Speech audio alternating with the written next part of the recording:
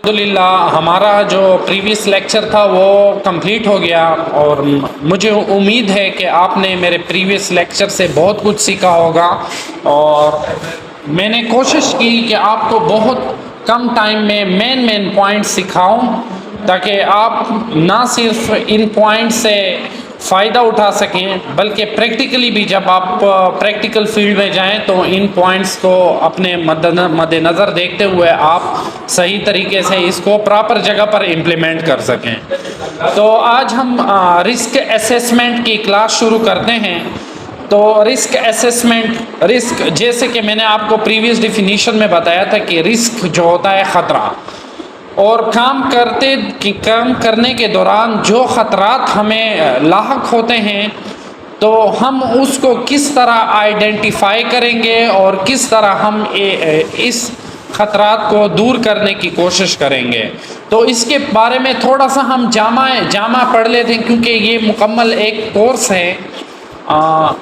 तो मैं कोशिश करूंगा कि इसके बारे में आपको थोड़ी डिटेल से बता सकूं ताकि आप इस चीज़ को समझ सकें, क्योंकि ये बहुत ही इम्पॉर्टेंट टॉपिक है और इसके बगैर आपकी सेफ्टी मुमकिन भी नहीं हो सकती। अगर आपने रिस्क असेसमेंट के बारे में आपको पता ना हो और आपको अपनी ऑर्गेनाइजेशन में या वर्क प्लेस में आने वाले ख़तरात, हज़ार्ड्स को आप आइडेंटिफाई ही ना कर सकें तो बड़ा मुश्किल हो जाएगा बीइंग ए सेफ्टी मैनेजर आपको काम करना।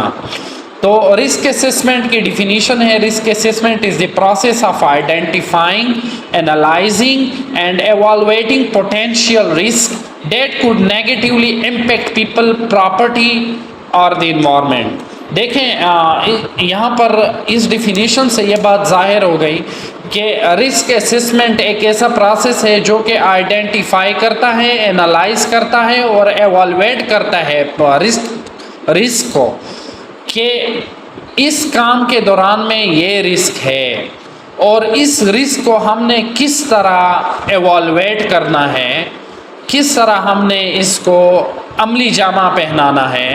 तो आइडेंटिफाई का मतलब ये हो गया कि आपको पता होना चाहिए, फॉर एग्ज़ाम्पल आप बिजली का काम कर रहे हैं और आपको पता होना चाहिए कि ये 220 वोल्ट है, ये 440 वोल्ट है, ये 110 वोल्ट है। तो इसमें क्या रिस्क है? क्या इन वायर्स को मैं डायरेक्टली हाथ लगा सकता हूँ without using of PPEs as we study in our previous lessons? तो आपको पता होना चाहिए कि इस चीज़ में इतना रिस्क है। अगर आप स्कफ फोल्डिंग पर काम कर रहे हो तो आपको वर्क एट हाइट के रूल्स का पता होना चाहिए। आपको पहले से आइडेंटिफाई होगा क्या इस काम में इतना रिस्क है, फिर उसको आपने एनालाइज करना होगा, एनालिसिस करना होगा कि मैं क्या करूं, कौन सी स्ट्रेटजी इम्प्लीमेंट करूं for the sake of to reduce risk during the work, के कम से कम रिस्क हो सके। तो बिजली का काम है, एक बंदा बिजली का काम कर रहा है तो डेफिनेटली रिस्क तो होगा, लेकिन अगर हम इसको प्रॉपरली आइडेंटिफाई कर लें और उसके बाद इस रिस्क को हम एवॉल्युएट कर लें, एनालिसिस कर लें कि हाँ हमने इसके लिए PPEs को पहनना होगा, उसके साथ हमने जो मेन लाइट है उसको बंद करना होगा, शॉर्ट सर्किट हुआ तो इस सूरत में हमने ये चीज़ें करनी होंगी। तो उसके बाद इसकी हम एवॉल्यूएशन करें, determining the significant of risk and decided on control mayor, तो हम रिस्क असेसमेंट पर काबू पा लेंगे। So these are three important points. Number one, identification of risk.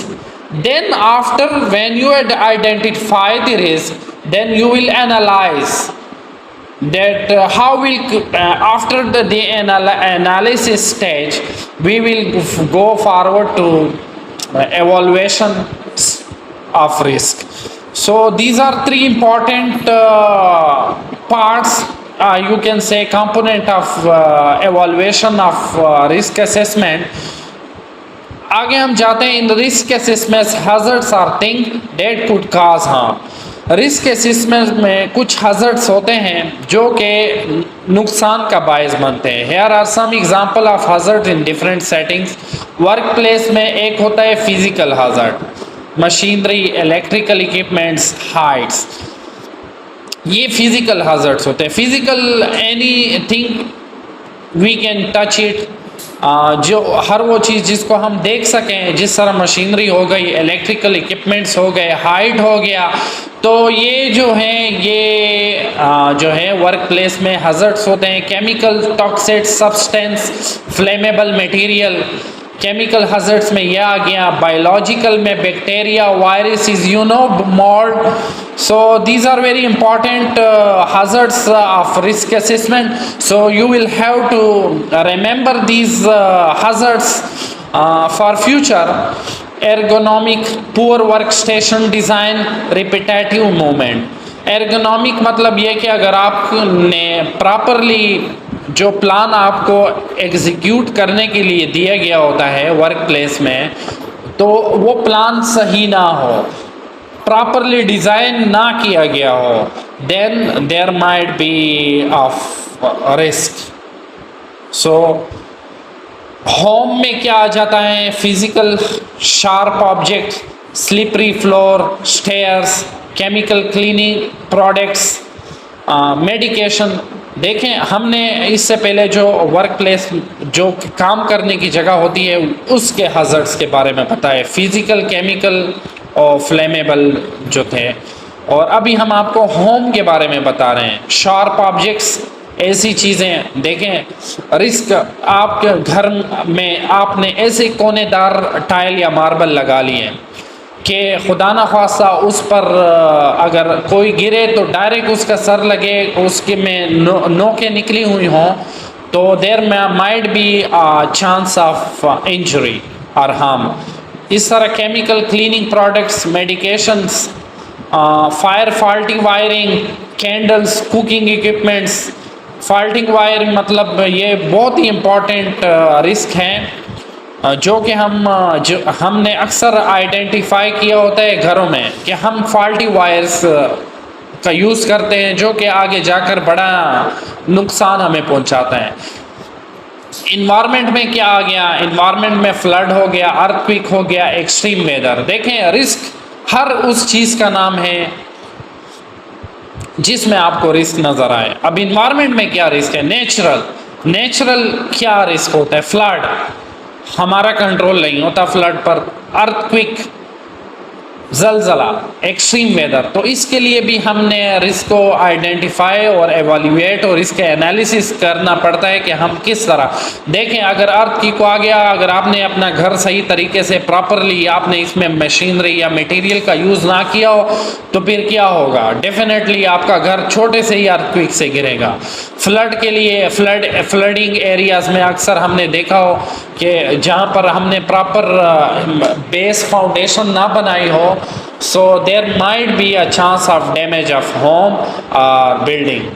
तो वेदर, एक्सट्रीम वेदर, हवा आ गई, आपने सही तरीके से फ्लाइंग ऑब्जेक्ट सही तरीके से नहीं लगाए, बिल बोर्ड्स वगैरह नहीं लगाए, सो इसमें भी रिस्क है। Man made pollution, deforestation, oil spill, ये इजी चीज़ें हैं। Risk also involves identify these hazards, understanding how they could cause harm and finding way to reduce and eliminate the risk। Risk assessment हम इसलिए भी करते हैं ताकि हमें हज़ार्ड्स हमें नुकसान पहुंचा सकें उनको हम आइडेंटिफाई करें और उसके बाद उनका हम एनालिसिस करें कि किस तरह हम इन हज़ार्ड्स को पर काबू पा सकें। So risk assessment is about finding out that could go wrong, figuring out how bad it could be and deciding what to do prevent it। Spotting danger, look for things that could cause harm। Spot, देखें, जब भी आपको ऐसी work place में एक ऐसी जगह आपको रिस्क लगे तो आपने डायरेक्टली उसको स्पॉट आउट करना है कि भाईजान ये चीज़ जो है ये आपको नुकसान पहुंचा सकती है। Understanding risk, think about how likely it to be happen and how serious it could be. आपको पता होना चाहिए कि ये चीज़ हमें कितना नुकसान देगी और इसके हमें क्या नताइज मिलेंगे. Taking action, decide what step to take to make this safer. तो और आपने इनको किस तरह रिस्क को आपने कंट्रोल करना है और किस तरह आपने एक्शन लेना है, आपने वो स्टेप इख्तियार करने होंगे. तो वो स्टेप्स भी हम आगे जाकर पढ़ेंगे इंशाल्लाह. आपने आज कुछ ना कुछ सीखा होगा रिस्क असेसमेंट में. मैं कोशिश करूँगा कि आपको और भी इजी डिफिनीशंस रिस्क असेसमेंट की बता सकूं और इंशाल्लाह हम आगे और भी बहुत कुछ सीखेंगे. आई होप आपने क्लास को लाइक भी किया होगा और एंजॉय भी कर रहे होंगे. और मेरी वीडियो को लाइक करना और शेयर करना और इसमें कमेंट करना ना भूलिएगा. शुक्रिया.